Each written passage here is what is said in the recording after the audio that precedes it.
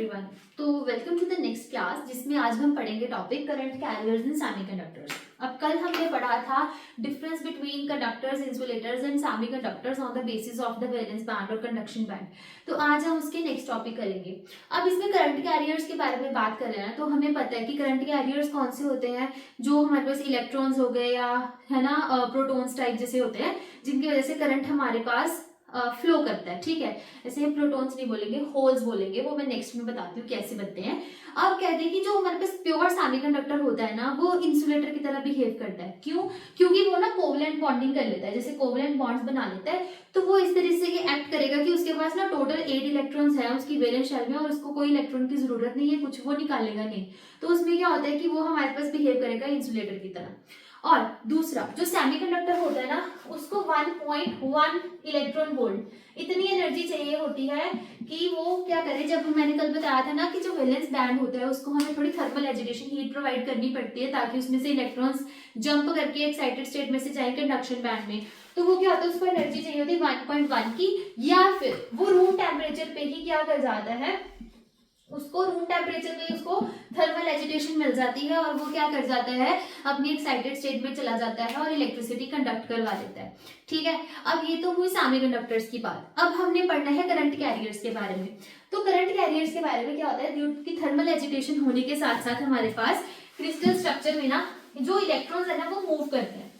ठीक है, क्या होता है, जैसे जैसे अब हमारे पास मैंने बताया था ना कि वैलेंस बैंड से कंडक्शन बैंड की तरफ मूव करते हैं, ऐसे जब हम हीट प्रोवाइड करेंगे ना तो विद इन हमारे पास एक जैसे पूरा सिलिकॉन का हमने ये लिया हुआ है। ठीक है, इसमें कोवलेंट बॉन्डिंग हो रखी है सिलिकॉन के बीच में, तो यहाँ पर भी हमारे पास इलेक्ट्रॉन्स वगैरह मूव करेंगे और इन्हीं के साथ हमारे पास क्या होगा, कंडक्ट हो जाएगी इलेक्ट्रिसिटी। होता क्या है, जैसे यहाँ पर ये इलेक्ट्रॉन है, ठीक है, मान लो हमारे पास क्या है, इलेक्ट्रॉन है, तो यहाँ पर हमारे पास एक कोवलेंट बॉन्ड बनता है, जैसे ये बना हुआ है ना, कोवलेंट बॉन्ड है। तो इसमें से बॉन्ड में से क्या होता है कि हमारे पास ना ये इलेक्ट्रॉन मान लो फ्री हो गया।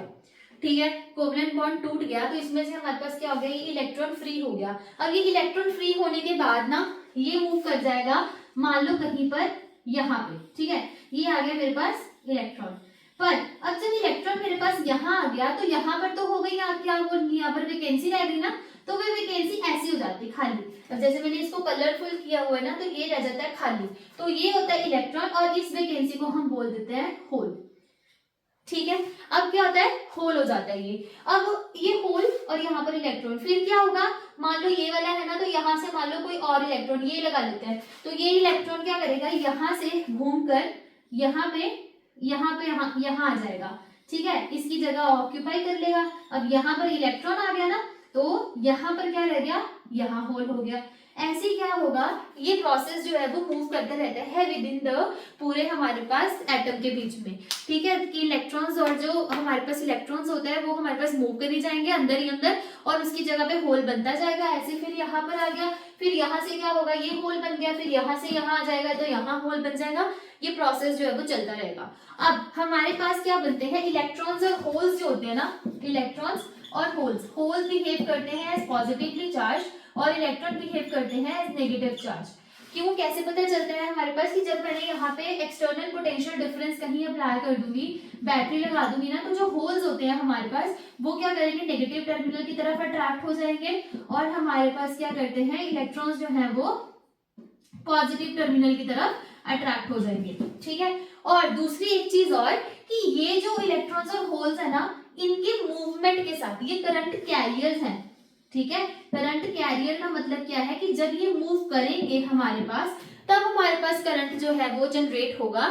अदरवाइज ये नहीं है कि ये खुद में अपना करंट लेके चल रहे हैं, ये करंट नहीं कैरी करते। ये करंट कैरियर्स, करंट मतलब इनसे करंट नहीं बनता, करंट इनके मूवमेंट के साथ होता है, ये करंट कैरियर कहलाते हैं। ठीक है, और उसके बाद हमारे पास ये हो गया हमारे पास करंट कैरियर्स एंड सेमीकंडक्टर्स, कि हमारे पास इलेक्ट्रॉन्स चलते रहते हैं और उसकी जगह पे होल्स भी साइमल्टेनियसली हमारे पास जगह बनती रहती है और होल्स भी मूव करते रहते हैं। ठीक है, अब इसके बाद है कि ये ना विद इन ही अंदर सिलिकॉन के अंदर ही मूव करेंगे, इलेक्ट्रॉन्स मूव करेंगे, उसकी जगह होल क्रिएट होगा, फिर ये अंदर कहीं ना कहीं ऐसे मूव करते रहेंगे, तो हम इनको बोलते हैं इंट्रिंसिक कैरियर्स।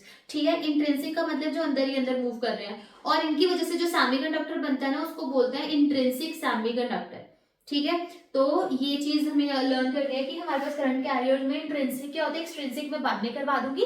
और इंट्रिंसिक हमारे पास हमें ये पता चल गया है कि जो अंदर ही अंदर हमारे पास इलेक्ट्रॉन्स और होल्स जो है वो मूव करते हैं। इस टॉपिक को पढ़ो, इसमें कोई डाउट होता है तो आप इसमें से मेरे से कुछ पूछ सकते हो, कमेंट सेक्शन में आप पूछ लेना। मिलते हैं गाइस नेक्स्ट वीडियो।